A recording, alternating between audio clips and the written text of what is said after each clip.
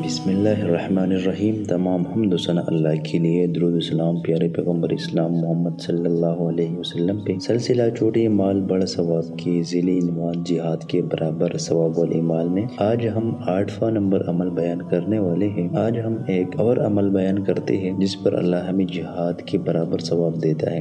عمل کون سا ہے، آئے سنتے ہیں۔ سیدنا ابو امامہ رضی اللہ عنہ کہتے ہیں کہ رسول اللہ نے فرمایا، اللہ تعالیٰ کی ہاں سب سے پسندیدہ جہاد ظالم حکمران کے سامنے حق کی بات کہنا ہے۔ اس حدیث سے اکثر لوگوں کو یہ مغالطہ ہو گیا ہے کہ ظالم و فاسق مسلمان حکمران کے خلاف خروج و قتال بھی جائز ہے، حالانکہ حدیث میں کلمہ حق کہنے کا ذکر ہے، نہ کہ تلوار اٹھانے کا۔ امام احمد بن حنبل کی مثال دیکھ لے کہ اس نے 16 سال 3 عباسی خلفاء کے گھوڑے کھائے، لیکن اس نے صبر کیا اور کبھی بھی نہ ان کے خلاف خروج کیا اور نہ اس کی مخالفت کرنے کا فتویٰ دیا۔ حدیث میں بھی مسلمان حکمران کے خلاف آواز اٹھانے سے ممانعت کی گئی ہے، کیونکہ اس سے ملک میں انتشار پیدا ہوتا ہے، ملک میں فساد برپا ہوتا ہے۔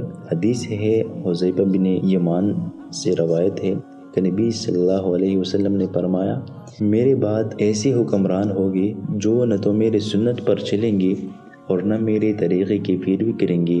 ان میں ایسے لوگ بھی پیدا ہوں گے جن کی جسم انسانوں کی ہوگی اور دل شیطانوں کی۔ حذیفہ رضی اللہ عنہ نے کہا، اے اللہ کے رسول، اگر میں ایسے لوگوں کو پالوں تو کیا کروں؟ تو آپ صلی اللہ علیہ وسلم نے فرمایا، حاکم وقت کی سنو اور اس کی اطاعت کرو، اگرچہ تمہارے پیٹ پر ماری اور تمہارا سارا مال لے لے، سنو اور اطاعت کرو۔ اس حدیث میں ظالم حکمران سے مراد وہ حکمران ہے جو مسلمانوں پر ظلم کرتے ہیں اور مسلمانوں کا خون بہاتے ہیں، اور جو اللہ اور اس کے رسول کی منکر ہوتے ہیں، ان کے خلاف آواز اٹھانا اور ان کے خلاف لڑنا ہی اللہ کی ہاں پسندیدہ جہاد ہے۔ پیارے دوستو، سارے باتوں کا خلاصہ یہ ہو گیا کہ اس ظالم حکمران کے خلاف لڑنا ہے اور اس کے سامنے کلمہ حق کہنا ہے جو مسلمان نہ ہو، اس کے خلاف بے شک آپ آواز اٹھا سکتے ہیں، لیکن اگر حکمران مسلمان ہو اور وہ کوئی ایسا کام کرے جو ظلم پر مبنی ہو تو اس کے خلاف لوگوں کو اکسانا اور اس کے مخالفت میں نعرے لگانا پسندیدہ عمل نہیں ہے، بلکہ پسندیدہ جہاد یہ ہے کہ